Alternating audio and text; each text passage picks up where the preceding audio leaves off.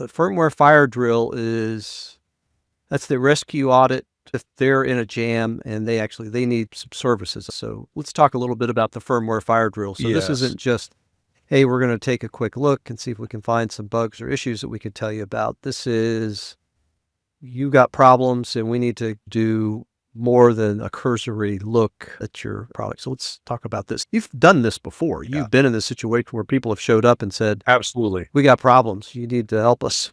We need help. Yes. Perspective. Yes. Yeah. So we certainly have done this before. We've had clients come.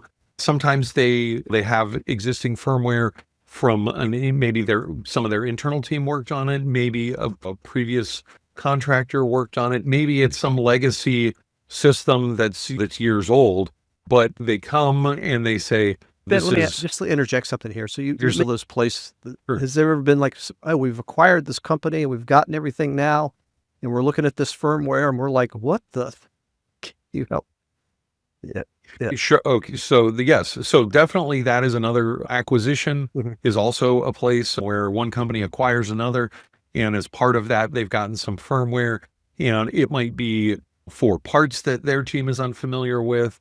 It might be formatted in a way that their team is unfamiliar with. And so we have definitely encountered that as well.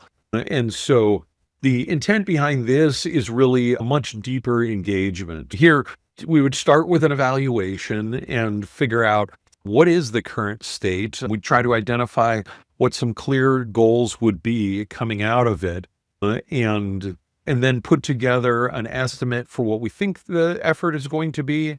Now, obviously, with things like this, there's a lot of things that we don't know. And so those estimates are exactly that. They're estimates subject to how things progress as we go through. But what we like to do is identify very specific deliverables, especially early on, that we can say, okay, someone comes and maybe they have code that won't even compile. And so we say, okay, we're going to allocate a chunk of time just trying to get the code to compile. And we'll do an initial assessment and come up with an estimate for that effort. Maybe it's 3 days of time that we need. And so we say, okay, we're going to spend this time and we're going to try and get this to the point so that it will compile. Now, that's not a guarantee that at 3 days end, the code will compile.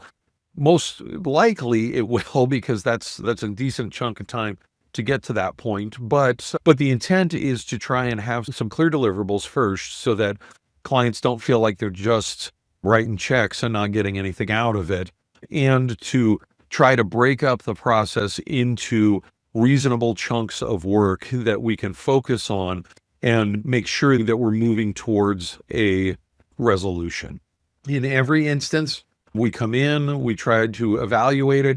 Whoever is appropriate from our team would engage here. In this case, it really depends. So the different team members have experience with different platforms in different areas. If there's an issue, a Linux-based system and a system running embedded Linux, that might be a couple of members of our team that are focused and have a lot of experience on Linux. If it's something that is microcontroller based and it's running on FreeRTOS, then that would be a different person working on that. If there's a product that is, maybe it's firmware and hardware, maybe there's a system that still has unproven hardware.